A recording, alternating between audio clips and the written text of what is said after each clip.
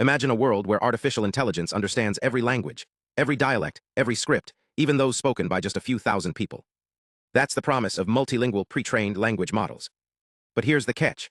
Most of these models still only support about 100 languages, less than 2% of the nearly 7,000 languages spoken on Earth. And for the rest, especially those with tiny text corpora, unique writing systems, or grammatical structures vastly different from English, the performance plummets. These are what we call extremely low-resource languages. They're not just underserved, they're often invisible to today's AI. So how do we teach AI to understand them? The answer lies not in training from scratch, but in extending existing models in a smarter, more efficient way. In this video, we'll dive deep into a novel method that enables multilingual language models to support previously unsupported, low-resource languages by intelligently expanding their vocabulary and initializing it with cross-lingual knowledge. We'll walk through the full technical pipeline, from screening source language bias to leveraging bilingual dictionaries and subword similarity for optimal embedding initialization. Then see how this approach outperforms random initialization by up to 2.6% on named entity recognition, with no degradation in English performance. Let's break it down. Hash the core problem. Random initialization kills performance. Most prior work on extending multilingual models follows a simple recipe. Expand the vocabulary with words from a target language, then randomly initialize the new token embeddings before continuing pre-training. But here's the problem. The vocabulary layer in models like mBERT accounts for nearly 52% of the total parameters. Random initialization means the model starts with meaningless vectors for new words, like teaching someone to read a book with blank pages. This leads to slower convergence during pre-training, poor final performance, and in many cases, catastrophic forgetting of the source language. Even worse when you're dealing with a language that's completely unfamiliar, like Amharic, Manx, or Uyghur. The model has no prior knowledge of its script, morphology, or syntax. Random initialization gives it no foothold. So how do we give it a meaningful starting point? Hash the solution: cross-lingual similarity-based initialization. Our method introduces a four-step pipeline that leverages existing multilingual knowledge to intelligently bootstrap the representation of new language vocabulary. Step 1. Screen the source language vocabulary. We start by identifying which parts of the model's vocabulary are biased toward the source language, typically English. Why? Because in multilingual models, high-resource languages dominate the shared vocabulary. The model allocates more capacity to English words, making them more semantically stable. So we take a monolingual English language model, trained on massive corpora, and intersect its vocabulary with the multilingual model's vocabulary. The result? A curated subset of high-quality, English-specific tokens and subwords. This becomes our source vocabulary set. This screening step is critical. It ensures we only use reliable, high-fidelity representations as anchors for alignment. Step 2. Train cross-lingual word embeddings. Next, we train monolingual word embeddings for both the source English and target language using fastText. These embeddings capture the semantic meaning of words in each language independently. Then, using a bilingual dictionary, like the one from Minixhofer et al., we align the two embedding spaces using an orthogonal transformation. This isn't just a simple linear mapping. It accounts for differences in embedding space geometry, relaxing the strict isomorphism assumption. The result? A shared, cross-lingual embedding space where words from different languages are positioned based on meaning, not just orthography. Step 3. Compute subword embeddings via fastText's n-gram approach.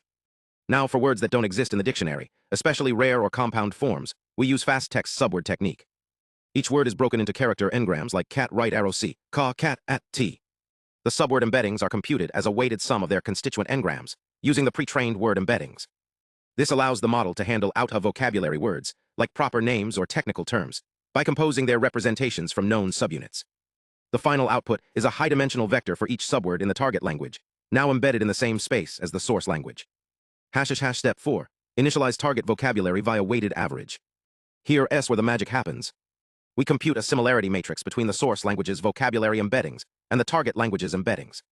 For each target subword, we find the k most similar source subwords, typically k equals 10, and compute a weighted average of their embeddings, where the weights are based on the similarity scores. Mathematically, this looks like ety equals sigma x best xy slash tau, where ety is the initialized embedding for target subword y. X is the source embedding for a similar subword x. Sxy is the similarity score between x and y. Tau is a smoothing factor. We use 0.1. This is not just a crude copy-paste. It's a context-aware transfer of meaning, using the model's existing knowledge as a scaffold. If for some reason the computed vector ends up 0, e.g., due to lack of alignment, we fall back to sampling from a normal distribution estimated from all source embeddings, ensuring no dead neurons. And crucially, we only initialize the non-overlapping parts of the expanded vocabulary. The shared vocabulary remains untouched, preserving the model's multilingual integrity. Why this works, the science behind the results. Now, let's look at the real-world impact. We tested on 7 extremely low-resource languages: Amharic, Maltese, Manx, North Sami, Scottish Gaelic, Uyghur, and Sinhala, each with limited training data and no prior support in mBERT. We used the MADLAD-400 dataset for training, and evaluated on POS tagging and NER tasks using standard benchmarks like universal dependencies and WikiANN. The results? Our method outperforms random initialization by 0.54% on average in POS tagging and 2.6% in NER, with a maximum gain of 6.68% in NER.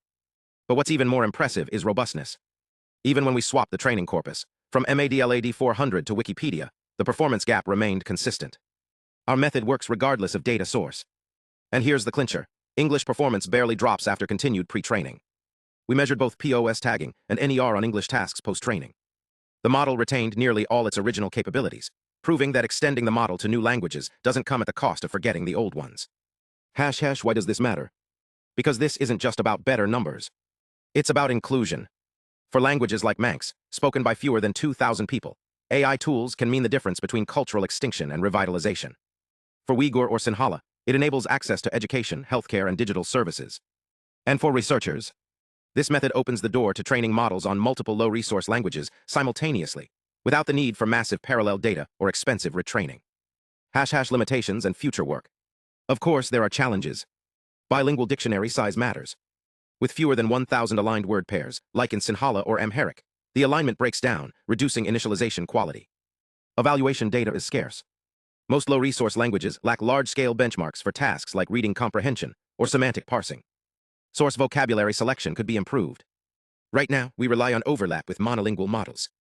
Future work will explore more sophisticated methods, like clustering or entropy-based selection, to pick the most informative source subwords. But these are not roadblocks. They're invitations to innovate. Final thoughts. This work shows that extending multilingual language models to extremely low-resource languages isn't about brute force data or massive compute. It's about smart initialization.